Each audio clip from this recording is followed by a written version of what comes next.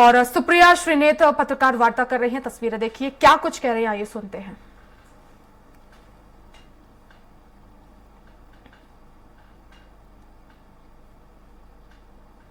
और कर्ज की यह स्थिति है कि आज भी इस समय अगर एक नवजात शिशु पैदा हो रहा है तो उसके सर पर 40,000 रुपए का कर्ज है। और ये कर्ज लगातार बढ़ता गया और पिछले 2 सालों में करीब 1 लाख करोड़ रुपए का कर्ज लिया गया। तो सबसे पहला कर्ज के बोझ के तले मध्य प्रदेश की जनता को दबाने का काम शिवराज सिंह चौहान जी की सरकार ने किया।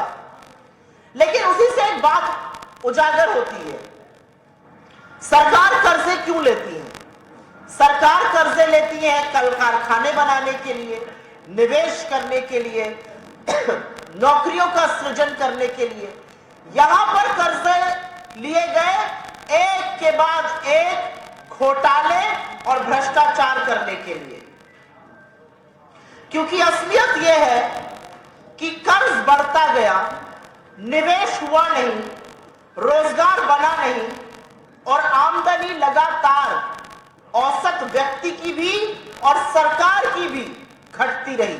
और यह मेरा दूसरा पॉइंट है यहां पर कि आमदनी अठन्नी और खर्चा रुपया के चलते आपने अपनी आमदनी नहीं बढ़ाई, क्योंकि आपने कल कारखाने नहीं लगाए, कोई इंडस्ट्री नहीं लगाई, कोई बड़े उद्योग घरानों को यहां पे इन्वेस्ट नहीं कराया, जिसके चलते आपकी आमदनी जस की तस रही, आपने खर्चा बढ़ाया और जो उनका अंतर होता है, जो वित्तीय घाटा होता है, वो तिगुना हो गया महज 3 साल में।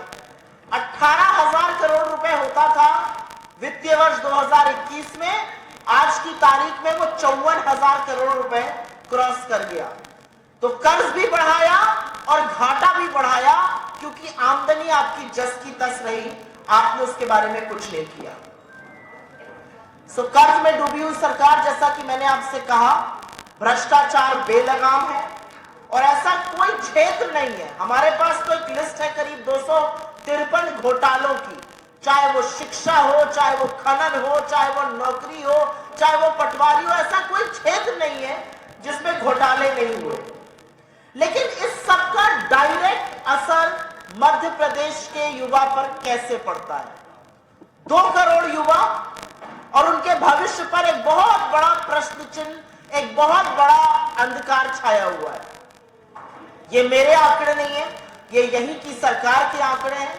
39 लाख युवाओं ने एम्प्लॉयमेंट एक्सचेंज में रजिस्टर किया हुआ था और महज 21, सिर्फ और सिर्फ 21 लोगों को नौकरी मिली। मतलब विडंबना यह है कि एक व्यक्ति को नौकरी देने के लिए शिवराज सिंह की सरकार ने 80 लाख रुपए खर्चा किए, जो शायद वो जीवन पर्यंत कमा भी नहीं पाएंगे अगर ढंग से कमाई। इसी के साथ इस बुलेटिन में फिलहाल इतना ही। खबरें लगातार जारी हैं। नमस्कार।